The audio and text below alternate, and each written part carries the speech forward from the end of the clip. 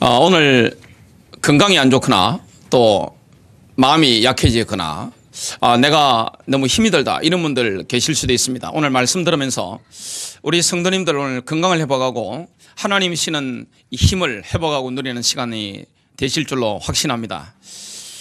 치유를 경험하는 말씀 선포. 하나님의 말씀을 선포할 때 건강이 회복되어집니다. 하나님의 말씀을 선포할 때 치유의 역사가 일어나게 되어 있습니다. 하나님의 말씀에는 엄청난 능력이 있습니다. 눈에 보이지 않지만 하나님의 말씀은 살아있기 때문에 이 말씀이 선포되는 이 시간에 눈에 보이지 않지만 성령님께서 역사하시고 눈에 보이지 않지만 치유를 돕는 하늘의 천사가 동원되게 되어 있습니다. 오늘 하나님의 말씀을 저와 여러분이 정말로 받아버리면 어떻게 됩니까? 창조 역사가 일어나게 되어 있습니다. 신자가 가장 조심해야 되는 게 뭐죠? 입술입니다. 말입니다. 저와 여러분이 믿음의 말, 소망의 말, 위로의 말, 하나님의 말씀을 내가 있는 그대로 선포해버리면 어떻게 됩니까? 이 말씀을 따라 성령이 역사하시기 때문에 창조 역사가 일어나게 됩니다. 죽은 자도 일어납니다. 병마가 떠나가게 되어 있습니다. 질병이 치유되는 역사가 일어나게 되어 있습니다. 조금 전까지 내가 무기력했었는데 하나님의 말씀을 고백할 때 하나님이시는 엄청난 능력을 체험하게 됩니다. 성경에 보면 이 말씀을 깊이 묵상하고 늘 말씀을 고백했던 인물이 나옵니다. 하나님이 가장 사랑하셨던 인물, 그게 바로 다윗입니다. 다윗은 얼마나 속에 말씀이 가득 찼던지 입만 열면 시였습니다. 시편이 그냥 막 적어서 지우고 이런 게 아닙니다. 그냥 입만 열면 알레, 베이트, 기메라 하면 그냥 히브리 알파벳에 따라서 그냥 시가 쫙 노는 겁니다. 그 시는 다윗의 그냥 머리에서 놓은 게 아니라 다윗의 영이 하나님께 받아서 이게 막 나오는 것입니다. 얼마나 그 다윗의 시편을 듣고 있으면, 묵상하고 있으면, 읽고 있으면 우리에게 은혜가 되고 힘이 되고 치유가 되는지 모릅니다. 그리고 다윗은 전쟁터에 가면 하나님께서 내 힘줄도 강해 하신다, 이런 표현들을 했습니다. 그게 성령 역사거든요. 눈에 보이지 않지만 예배 시간에 그런 역사가 일어납니다.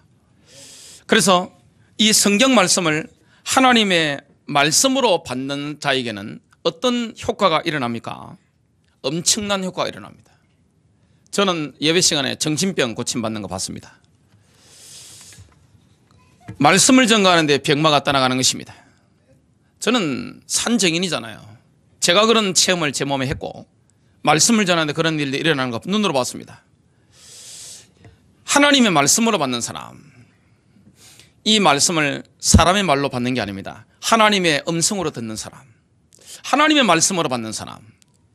구약에는 에스라라든지 이런 학사가 말씀 전가하는 사람이 말씀을 선포할 때 하나님 말씀을 읽는단 말이죠.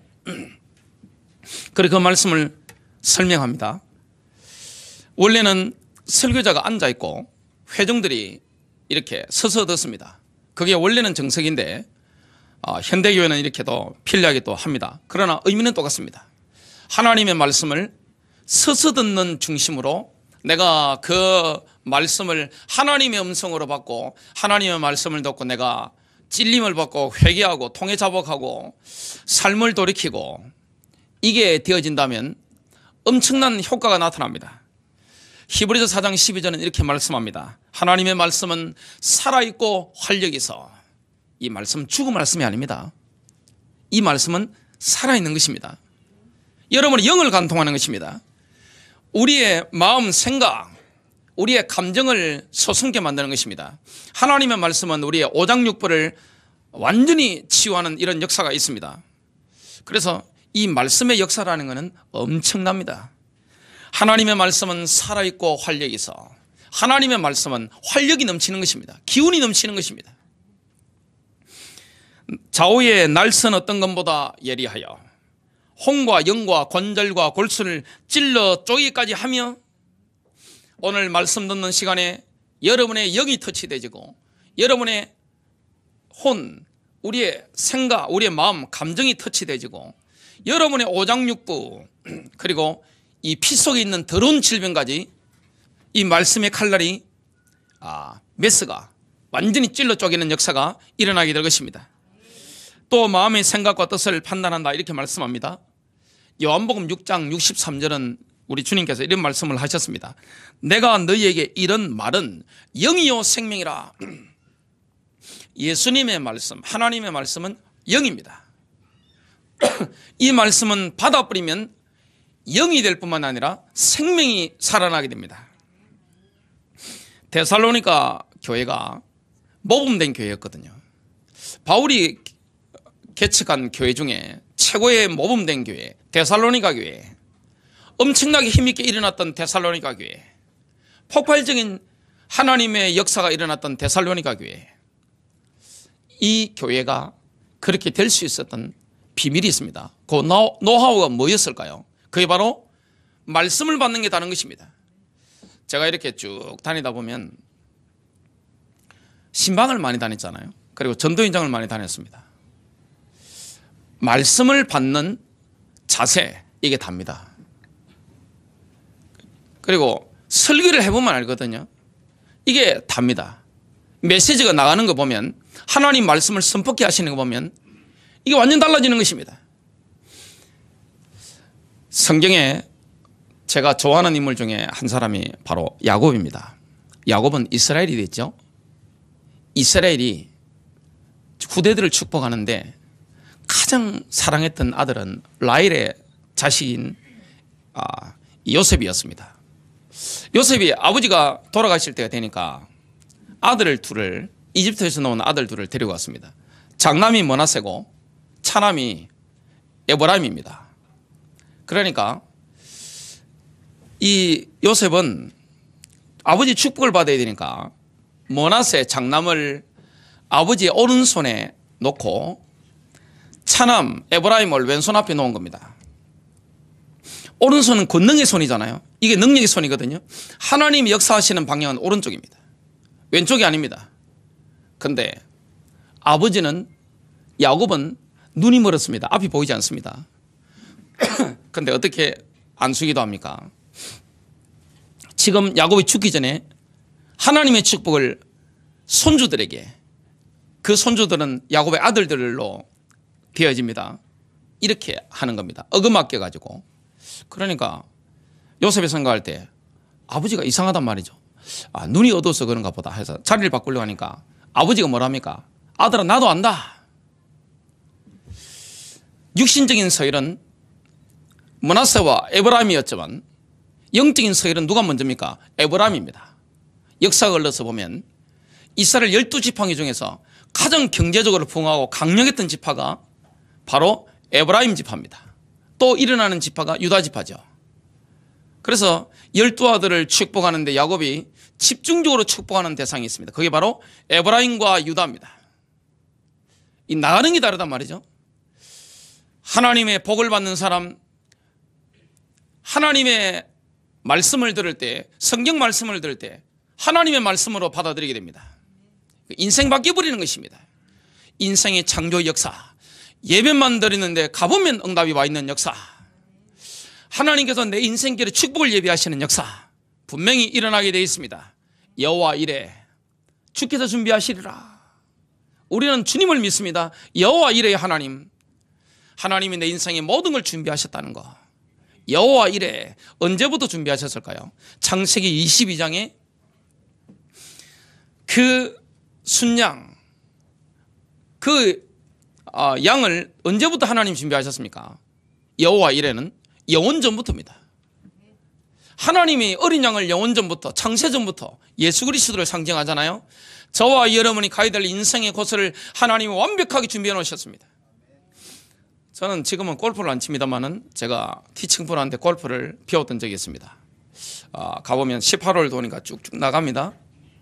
하나님은 우리 인생의 18홀 코스를 다 예비해 놓고 인도하시는데, 오늘 2부 예배 때 말씀을 증거합니다만은 예배가 회복되어지고 하나님의 말씀을 주님의 음성으로 들어버리면 어떻게 됩니까? 다 예비돼 버리는 겁니다. 이상합니다. 말씀 받았는데 거기 응답이 와 있는 겁니다. 그게 말씀 성취거든요. 하나님의 축복을 받았는데 그 역사가 일어나는 것입니다. 데살로니가 교회 2장 13절에 이렇게 말씀합니다. 이로 인하여 우리가 하나님께 쉬지 않고 감사하면 왜 바울팀이 쉬지 않고 감사했을까요? 데살로니가 교회를 생각할 때마다 쉬지 않고 감사가 나온단 말이죠.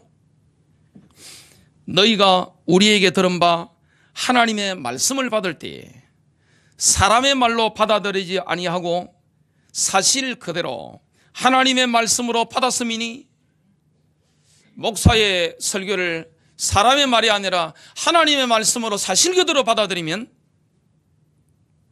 이 말씀이 믿는 너희 가운데서도 효과적으로 역사하느니라. 여러분 인생에 누가 역사하셔야 됩니까? 말씀이 역사해야 됩니다. 교회는 철저하게 말씀이 역사해야 됩니다. 인간의 생각과 인간의 계획이 움직이는 데가 아닙니다. 내 인생에 하나님 말씀이 첫 번째입니다. 하나님의 말씀은 똑같습니다. 동일하게 선포됩니다. 동일하게 주어져 있습니다. 그러나 이 말씀은 듣는 사람의 반응에 따라서 효과가 다릅니다. 똑같은 설교 들었는데, 똑같은 성경을 읽었는데, 똑같이 고백했는데, 어떤 사람에게는 창조의 능력 역사가, 어떤 사람에게는 그냥 밋밋하게 들립니다. 사람의 말로 들어서 그래요. 내 영적 상태에 따라서 말씀의 효과, 이게 완전 달라지는 것입니다. 야고보서 1장 21절은 이렇게 말씀합니다. 그러므로 너희는 모든 더러움과 넘치는 악을 벗어버리고 너희 혼들을 구원할 수 있는 심겨진 말씀을 온유함으로 받으라. 하나님의 말씀을 받을 때 영적인 상태를 어둡게 만드는 모든 더러운 것들, 넘치는 악은 벗어버리라. 예배 전에, 그리고 성경을 읽기 전에 주님의 보혈로 우리를 씻어야 됩니다. 저는 설교하러 강단에 올라오기 전에 하나님께 기도합니다. 오늘 주님의 피로 우리를 씻기시고, 제가 선포하는 오늘 하나님의 말씀의 물로 우리 성도님들을, 저를 맑게 씻기시고 하나님이 역사하실 수 있는 영적 상태로 복을 주시옵소서. 그래 기도하거든요. 내 상태가 들어오면 이 말씀이 역사할 수 없는 겁니다. 더럽고 방탕한 것을 추구하는 태도, 이건요 내 심령의 문을 닫아버립니다. 저절로 내 마음의 문이 닫힙니다. 그래서 어두운 걸 사랑하거나, 내가 음란한 걸 사랑하거나, 방탕한 것을 사랑하거나, 쾌락을 사랑하고 더러운 걸 내가 추구하면 어떻게 됩니까? 내 심령의 문이 저절로요 확 닫혀버립니다. 내 마음의 문이 닫혀버리는 것입니다. 아무리 지금 컵이 앞에 있는데 물을 담고 싶어도 뚜껑 닫아버리면 부으면 다 흘러버립니다. 예배를 참석하든 성경을 읽든, 내가 하나님의 말씀을 내 입술로 고백하면서 기도하든, 내 영적 상태가 중요한 것입니다. 하나님의 말씀을 안 들으려고 하는 거 있잖아요. 듣기 싫어요. 마음은 미리미리 딱 닫고 있는 거, 그렇게 돼버리면 이 말씀이 역사할 수가 없습니다. 부모님 말씀마다 말대꾸하는 애보고 뭐라 하죠? 이 못된 아이라 그러잖아요. 우리가 하나님 말씀을 어떻게 받아들여야 됩니까? 온유함으로 받아들여야 됩니다. 전능하신 하나님이 말씀하시는 거기 때문에 두려움으로 받아들여야 됩니다. 그걸 보고 경외한다고 하죠. 온유함. 온유하다는 것은 말 잘 듣고 착한 것을 말하는 게 아닙니다. 성경에 가장 온유했던 인물이 있습니다. 예수님 다음으로. 그게 바로 모세입니다. 모세는 혈기, 자만심 굉장했습니다. 모세는 혈기 나가지고 이집트 사람을 쳐서 죽였습니다. 저는 아직 사람을 죽여본 적이 없는데 모세는 저보다 훨씬 혈기가 대단했습니다. 그런데 하나님이 모세를 꺾어버린 겁니다. 내 인생 될 것 아니라는 거, 하나님이 하셔야 된다는 거, 완전히 낮아진 마음, 하나님 말씀하실 때 이제는 모세가 아멘으로 받아들이잖아요. 그게 바로 온유한 것입니다. 저와 여러분이 언제 치유가 일어나고, 언제 건강을 회복하고, 언제 능력을 회복합니까? 온유한 마음으로 하나님 말씀을 받는 것입니다. 그리고 하나님을 경외하는 마음, 두려워하는 마음이 있어야 됩니다. 시편 25편 8절부터 9절입니다. 주는 선하시고 정직하시니 그러므로 그가 죄인들에게 그 도를 가르치시리라. 그는 공의로 온유한 자를 인도하실 것이요 그의 도를 온유한 자에게 가르치시리라. 12절과 14절입니다. 주를 두려워하는 자는 어떤 사람인가? 주께서 그에게 택할 길을 가르쳐 주시리라.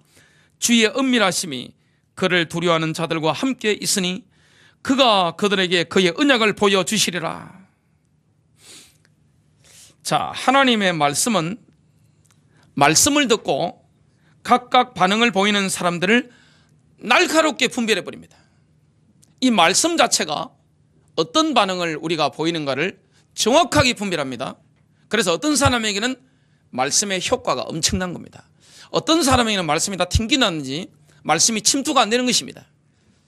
이 말씀이요, 정말로 우리가 온유함으로 경외하는 받아버리면 내 영을, 내 혼을, 내 육신을 관통해서 치유를 해버리는데 이게 안 들어오면 어떻게 됩니까? 마음 문이 닫힌다든지 심령의 문이 닫혀버리면 이게 전혀 내게 이 말씀이 효과가 없는 것입니다. 자, 히브리서 4장 12절을 하반절에 보면 하나님의 말씀은 살았고 활력이 있는 것만이 아닙니다. 마음의 생각과 뜻을 판단합니다. 여러분이 어떤 생각 가지고 있는지, 어떤 마음으로 하나님 말씀을 받는지 주님은 판단하십니다. 분별하십니다. 말씀 자체가 분별하는 것입니다. 고린도전서 1장 18절입니다. 십자가를 전파하는 것이 멸망하는 자들에게는 어리석은 것이지만 구원을 받은 우리에게는 하나님의 능력이라. 구원받은 우리에게는 십자가가 하나님의 능력이잖아요. 또 멸망하는 자들에게는 십자가가 어리석게 보이잖아요. 어떻게 십자가의 피가 우리를 죄에서 해방하고 저주에서 우리를 빠져나오게 만들고 가문 대대로 내려오는 재앙에서 완전히 해방시키느냐, 어떻게 사단이 권세 해방시키느냐 말이죠. 십자가가 우리를 어떻게 용서하고 생명을 주느냐 말이죠. 이렇게 생각하면 멸망받는 사람입니다. 현재로는요. 마태복음 10장 34절과 35절입니다. 예수님 말씀하셨죠. 내가 세상에 화평을 주러 온 줄로 생각하지 말라. 화평이 아니요 금을 주러 왔노라. 내가 온 것은 사람이 그 아버지와 딸이 어머니와, 딸하고 어머니는 제일 친하잖아요. 여러분 딸하고 엄마하고 제일 친하잖아요. 아버지하고 아들하고 친하지 않습니까? 며느리가 시어머니와 불화하게 하려 함이니. 이 말씀은요, 하나 되게도 만들지만 말씀이 선포되면 말씀은 쫙 갈라버립니다. 예수님 말씀 전하니까 갈라져 버리잖아요. 바울이 말씀 전하니까 한 무리는 제자로 달라붙고 한 무리는 바울을 죽이려고 이빨을 갈았습니다. 말씀은 가릅니다. 빛과 어둠을 갈라버리는 것입니다. 그래서 예배 전에 우리가 좀 일찍 와서 영적 상태를 준비하고 십자가의 보혈로 나를 씻고 나를 내려놓고 정말로 내가 하나님을 경외하는 마음으로 예배 시간에 인도받으면 어떻게 됩니까? 이 효과가 엄청납니다. 성경 읽을 때도 마찬가지고 우리가 말씀을 고백할 때도 마찬가지입니다. 지금 기도와 말씀 선포에 대한 것을 계속 증가하고 있습니다. 기도하라고 하니까 중언부언하는 게 기도가 아닙니다. 하나님 말씀을 내가 고백하는 것입니다. 하나님 말씀을 내가 선포하는 것입니다. 그러면 그 말씀 선포한 대로 우리에게는 기도 응답이 오게 되어 있습니다. 두 번째입니다. 강한 확신 속에서 말씀을 고백하면 치유의 능력이 나타납니다.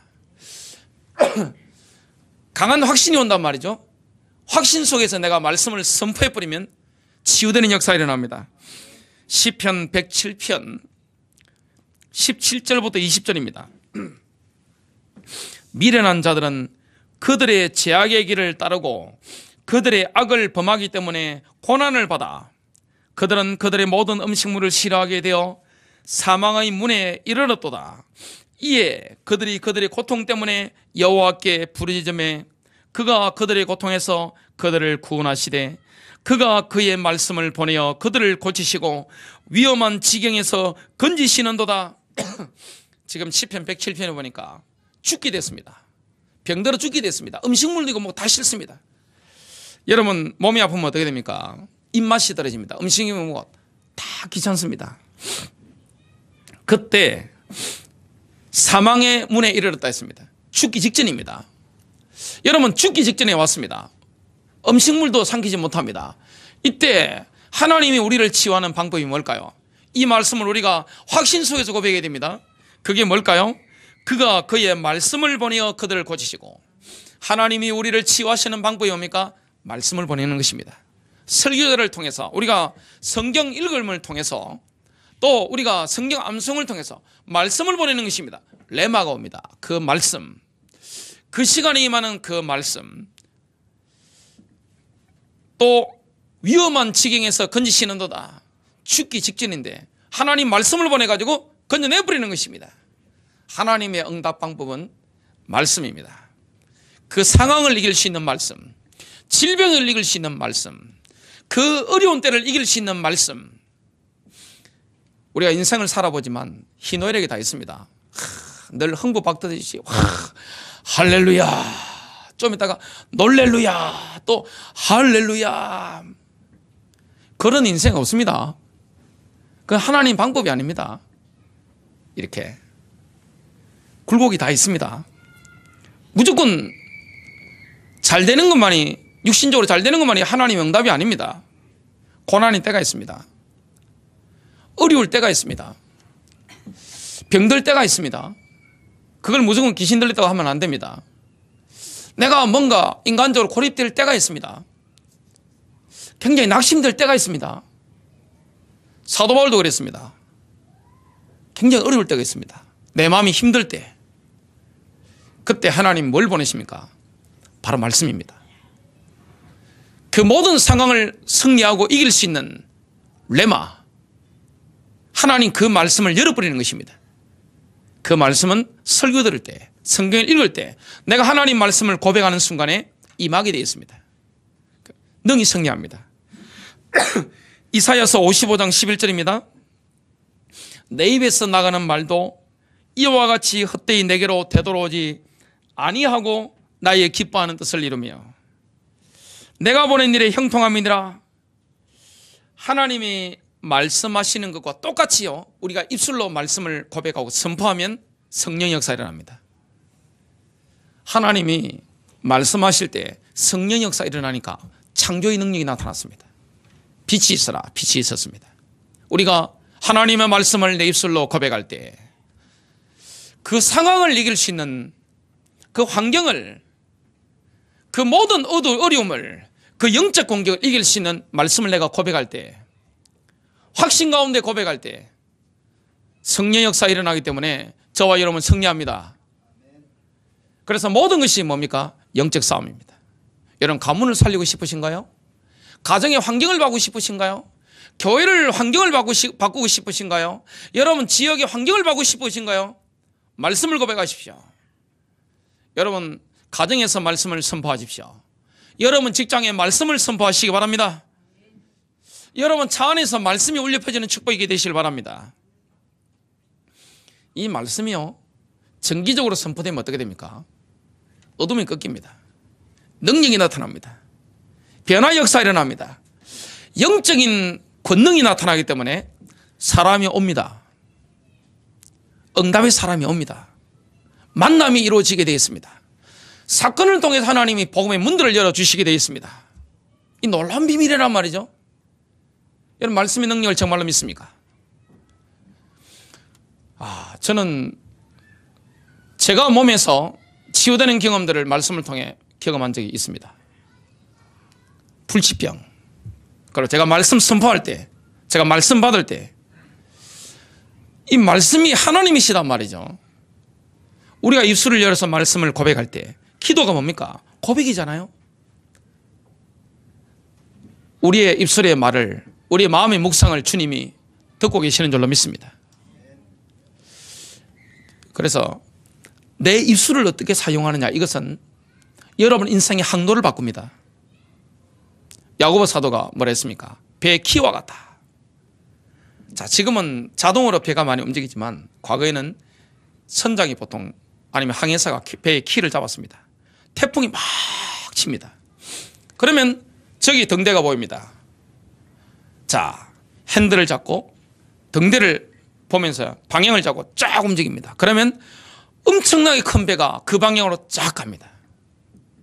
여러분, 인생이 어려우신가요? 인생이 공고하십니까? 자녀 때문에 혹시 근심하십니까? 혹시 경제 문제로 고통당합니까? 내가 인간관계 때문에 고통당합니까? 내가 건강이 안 좋습니까? 하나님의 말씀을 고백하십시오. 선포하십시오. 그러면 그 선포할 때 가장 중요한 게 뭐죠? 나의 영적 상태이기 때문에 더러운 악들, 쾌락을 추구하는 태도들, 음란한 것들, 이걸 빨리 내버려야 됩니다. 그러면서 뭐합니까?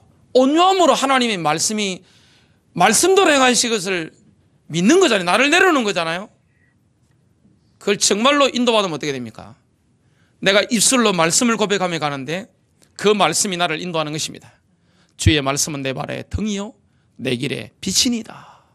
여러분, 어두운 밤길을 걸어가는데 등불을 들고 가는 것과 똑같습니다. 내 길에 빛이 비춰주는 것입니다. 선명한 것입니다. 주님의 성령께서 우리를 인도하시는 거죠. 잠언서 4장 20절부터 22절입니다. 내 아들아 내 말에 주의하며. 어떻게 하면 치유되는지 정확하게 나옵니다. 여러분, 하나님 말씀에 주의를 기울여야 합니다. 내 아들아 그랬습니다. 마태복음 25장 25절부터 26절에 보면 한 가나안 여인이, 수로보니게 여인이 예수님께 말씀했습니다. 주여 나를 도우소서, 내 딸이 귀신 들렸습니다. 그때 예수님께서 말씀하셨습니다. 자녀들의 빵을 가져다가 개들에게 던져주는 것이 옳지 않도다. 자녀가 누굽니까? 유대인들입니다. 하나님의 자녀. 개가 누굽니까? 이방인들, 수로보니게 여인, 이런 사람들과 개라고 예수님께서 그냥 퉁쳤습니다. 근데 이 수로보니게 여인이 믿음을 가지고 예수님을 주님으로 고백했습니다. 자, 그 치유의 역사가 일어났죠. 자, 여기 보니까 빵이라는 표현이 나옵니다. 빵. 중동에 가면 떡을 먹지 않습니다. 중동에는 빵을 먹습니다. 제가 파키스탄 분들하고 같이 활동을 많이 했는데 교회 앞에 지난번에 몇 년 전이죠. 있는데 옆에 이사 왔다고 주민이 떡을 돌리시더라고요. 떡 잡수세요. 그러니까 옆에 파키스탄 분들이 이렇게 서 계시다가 인상이 갑자기 흐려지시더만 떡 안 먹어요. 그러시더라고요. 그들은 떡 안 먹습니다. 떡이 없습니다. 빵입니다. 자, 치유는 뭐와 똑같습니까? 자녀들에게 주님이 매일 공급하시는 빵과 같은 것입니다. 주님은 우리에게 빵을 매일 먹어야 되잖아요. 날마다 말씀으로 우리에게 치유의 양식을 공급하는 줄로 믿습니다. 그렇기 때문에 치유되는 원리 4가지 중에 첫 번째가 뭡니까? 작은 첫 번째, 내 말에 주의하라. 하나님의 말씀을 들을 때, 읽을 때, 내가 고백할 때 주의를 집중해야 됩니다. 근데 보통 어떻게 합니까? 산만하잖아요. 산만해가지고는 내 마음이, 내 정신이 산만해가지고는 역사가 일어나지 않습니다. 효과가 없어요.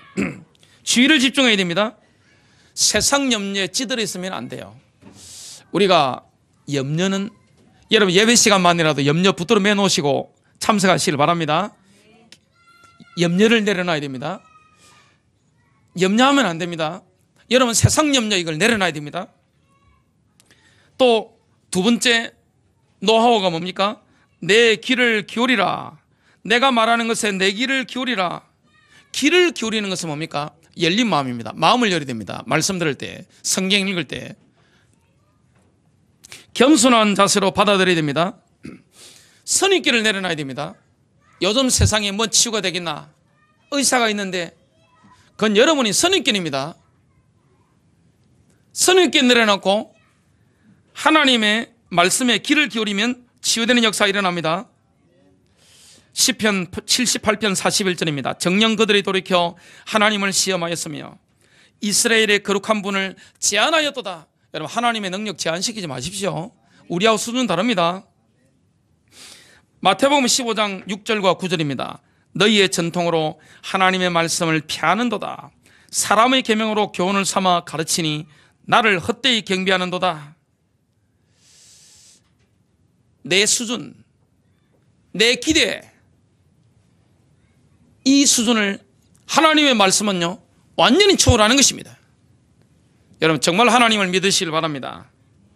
바울은 다메섹 도상에서 부활하신 주님을 만나면서 그동안 가지고 있던 편견, 오해 이런 거 다 벗어버렸습니다. 사람은 진실한 사람이 있을까 없을까요? 지구상에 없습니다. 진실한 사람을 찾으려면 성령 충만한 사람을 찾아야 됩니다. 그래야 진실해집니다. 세상 사람 진실한 사람이 어디 있어요? 사람은 자기 모르는 게 인간의 본능입니다. 자식도 아닙니다. 오직 나거든요. 그게 인간의 본능입니다. 진실한 사람 누구밖에 없습니까? 주님밖에 없습니다. 로마서 3장 4절입니다. 실로 하나님은 참되시나 사람은 모두 거짓말쟁이라. 진실하지 않습니다. 그래서 편견, 이때 가지고 있는 내 선입견 딱 내려놓고 하나님 말씀을 받아야 됩니다. 또 세 번째 노하우가 있습니다. 그것을 내 눈에서 떠나게 하지 말라. 시선을 집중해라. 여러분 말씀 읽고 들을 때는 사팔떡이 되면 안 됩니다. 사실을 조심하십시오. 한쪽 눈을 이렇게 딱 정확하게 보는데 한쪽 눈이 안으로 하든지 바깥으로 하든지 위로 하든지 밑으로 하든지 그걸 보고 사실합니다. 대부분의 기독교인들이 사십니다. 분명히 말씀에 치유된다고 했는데 교회 안에 보면 치유 안 된 사람 많거든요. 분명히 내가 신앙 고백하면 물질에도 응답이 오는데 가난한 사람 많단 말이죠. 이게 긴가 저게 긴가. 한쪽은 말씀 쳐다보고 한쪽은 사실아. 이쪽을 쳐다보고 있는 겁니다. 아니면 이쪽을 쳐다보고 있는 겁니다. 아니면 이쪽을 쳐다보고 있는 겁니다. 어떻게 해야 됩니까? 그것을 내 눈에서 떠나게 하지 말라. 야고보서 1장 6절은 그래서 이렇게 말씀합니다.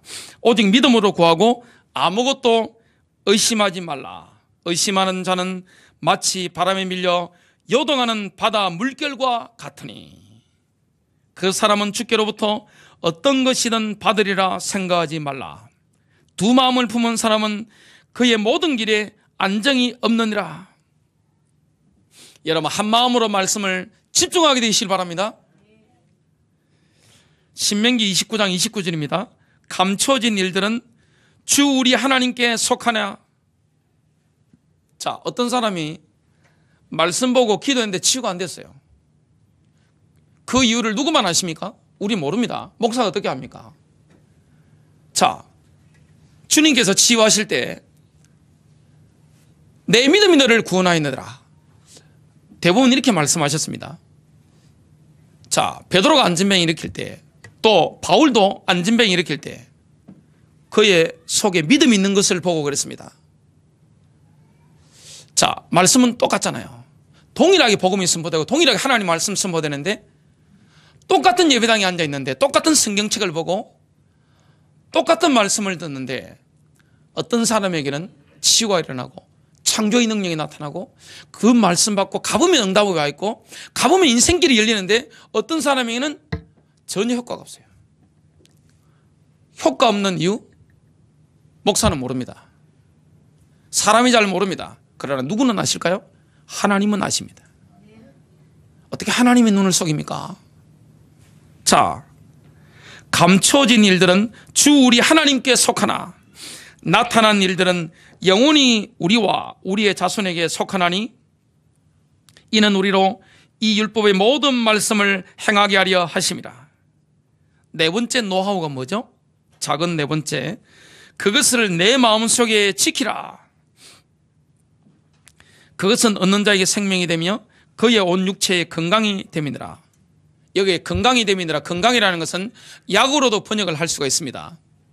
그의 온 육체에 약이 됨이니라. 하나님의 말씀은 약입니다. 만병통치약입니다. 영적 문제, 정신 문제, 마음의 문제, 감정의 문제, 육신의 문제 다 해당되는 게 뭡니까? 하나님 말씀의 약입니다. 자, 그것을 내 마음속에 지키라. 하나님의 말씀에 주의를 집중하고 눈으로 귀로 규칙적으로 말씀을 받아들이면요, 말씀이 우리 마음을 지배하게 됩니다. 말씀이 충만하게 됩니다. 하나님의 말씀이 우리 마음과 생각을 딱 지배하게 됩니다.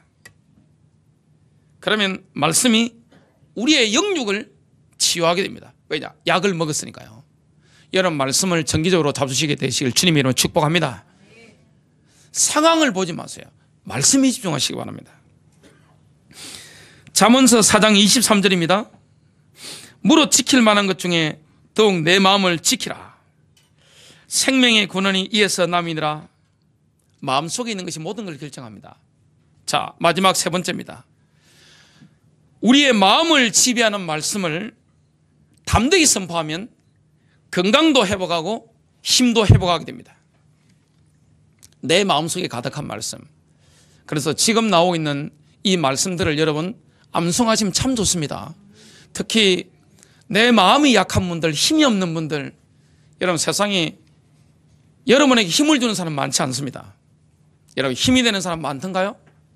많지 않습니다. 참 힘이 빠지잖아요. 마음에 힘이 빠지고 생각이 어려워지고 감정이 좀 복잡해지잖아요. 근데 이 말씀을 암송하면서 고백하면, 선포하면 힘을 얻게 됩니다. 건강을 회복하게 됩니다. 그 성경 구절, 오늘 네 구절을 제가 고백해 보겠습니다. 이사야 40장 28절부터 31절입니다. 너는 알지 못하였느냐? 듣지 못하였느냐? 영원하신 하나님 여호와 땅 끝까지 창조하신 이는 피곤하지 않으시며 곤비하지 않으시며 명철이 한이 없으시며 피곤한 자에게는 능력을 주시며 무능한 자에게는 힘을 더하시나니 소년이라도 피곤하며 곤비하며 장정이라도 넘어지며 쓰러지되 오직 여호와를 앙망하는 자는 새 힘을 얻으리니 독수리가 날개치며 올라가면 같을 것이요 다른 박자라에도 곤비하지 아니하겠고 걸어가도 피곤하지 아니하리로다. 그럼 무조건 펄펄하는 게 에너지 넘치는 게 무조건 하나님 뜻입니까? 그렇지 않습니다. 바울은 간질병이 있었습니다. 사단의 가시가 있었습니다. 너무너무 고통스러웠어요. 아이고 주야, 아이고 주야, 아이고 주야 기도했습니다. 근데 하나님이 뭐라고 말씀했는지 한번 보겠습니다. 주께서 내게 말씀하시기를, 고린도서 12장 9절 10절이죠. 내 은혜가 내게 충분하도다. 내 은혜가 내게 족하다. 이는 내 능력이 약한 데서 온전하게 됨이니라 고 하셨느니라. 그러므로 내가 오히려 매우 기쁘게 나의 약한 것들을 자랑하리니 이는 그리스도의 능력이 내게 거하게 하려 함이라. 그러므로 내가 그리스도를 위하여 약한 것들과 모욕과 궁핍과 박해와 공경을 기뻐하노니 이는 내가 약할 때 곧 내가 강하기 때문이라. 내가 약할 때 내가 강합니다. 저와 여러분이 약함으로 주님을 의지함으로 주님의 능력이 나를 통해 역사하는 것입니다. 권능이 나타나는 것입니다. 바울이 가는 곳마다 역사가 일어났습니다. 손을 얹으면 병마가 떠나갔습니다. 질병이 치유됐습니다. 아침만 던져도 귀신이 떠나갔습니다. 그 비밀이 뭐죠? 바울이 몸이 약했기 때문입니다. 무조건 건강이 하나님 뜻은 아닙니다. 하나님이 교만하지 못하게 하려고 사단의 사자를 우리 몸에 심어 놓을 수도 있습니다. 그것 때문에 누구를 바라보게 되죠? 주님을 바라보게 됩니다. 그게 은혜입니다. 십자가는 하나님의 은혜입니다. 도저히 기도했는데 안 떠나가는 그거는 하나님의 은혜입니다. 빌립보서 4장 13절입니다. 내게 능력 주시는 자 안에서 내가 모든 것을 할 수 있느니라. 시편 29편 11절은 이렇게 말씀합니다. 여호와께서 자기 백성에게 힘을 주심이며 여호와께서 자기 백성에게 평강의 복을 주시리로다. 결론 맺겠습니다. 현대 의약품에는 부작용이 있습니다. 여러분 신약 그거 자꾸만 잡수면 어떻게 됩니까? 위가 문제가 오든지 독이 쌓입니다 몸에. 여러분 암 그거 투병하면 해보세요. 살아있는 세포까지 많이 죽이잖아요. 약에는 부작용이 있습니다. 어떤 분은 한약 독한 거 몸에 좋은 거 잔뜩 잡수고 급사하신 분도 계십니다. 모르는 겁니다. 근데 하나님의 말씀은 부작용이 전혀 없습니다. 완전 유익합니다. 자, 약은요 하루에 3번 먹는 거라든지 아니면 2번 뭐 공복이라든지 식후에 먹잖아요. 자, 정기적으로 먹어야 됩니다. 한꺼번에 약을 이만큼 해가지고 다 먹어버리면 어떻게 됩니까? 몸이 탈납니다. 그런데 하나님 말씀은 잔뜩 다 읽어도 괜찮아요. 여러분 어디에 숨어가지고 뭐 기도원에 가신다든지 아니면 집에 가신다든지 해서 한꺼번에 66권 다 잡숴버려도 몸에 막 에너지가 넘치지. 이 말씀은 영이요 생명입니다. 하나님 말씀 많이 읽는다고 해서 교만해질까요? 그렇지 않습니다. 이 하나님의 말씀은요, 한꺼번에 다 잡숴야 됩니다. 그리고 여러분 수준 따라 한 구절을 잡숴도 됩니다. 암송하는 거. 여러분 수준 따라 한 장씩 잡숴도 됩니다. 아니면 신약 2장, 구약 2장 그렇게 잡수셔도 됩니다. 정기적으로. 그러면 어떻게 됩니까? 부작용이 전혀 없습니다. 자, 우리의 인격에는 영혼, 육이 있는데 하나님의 말씀은 영과 혼과 육을 다 비춥니다. 말씀은 빛이요 생명이고 말씀은 약이기 때문에 저와 여러분의 영을 살려버립니다. 우리의 혼을 치유합니다. 이 말씀은요, 의사의 메스와 같습니다. 장칼과 같아서 아주 예리하게 우리의 감정을 치유합니다. 여러분, 내 마음이 울림이 되는 이 말씀 구절들이 있습니다. 그게 마음이 너무 아픈다든지 너무 고통스러울 때 이 말씀을 계속 입술로 고백하면 어떻게 됩니까? 말씀이 나를 치유합니다. 말씀이 나를 사로잡습니다. 말씀이 내 생각을 붙잡고 갑니다. 말씀이 내 감정을 치유합니다. 말씀이 내 피 속에 안까지 치유해버리는 것입니다. 말씀은 정신의 모든 질병을 치유해버리는 것입니다. 이 말씀을 제대로 선포하면 어떻게 되죠? 귀신도 떠나갑니다. 히브리서 4장 12절입니다. 하나님의 말씀은 살아있고 활력이 있어 양날이 있는 어떤 검보다도 어떤 칼보다도 예리합니다. 혼과 영 그리고 관절과 골수를 찔러 가르고, 자, 관절 속에 있는 골수도 찔러 가릅니다. 피도 찔러 가릅니다. 또 마음의 생각과 의도들을 판별하느니라. 승리하시길 바랍니다.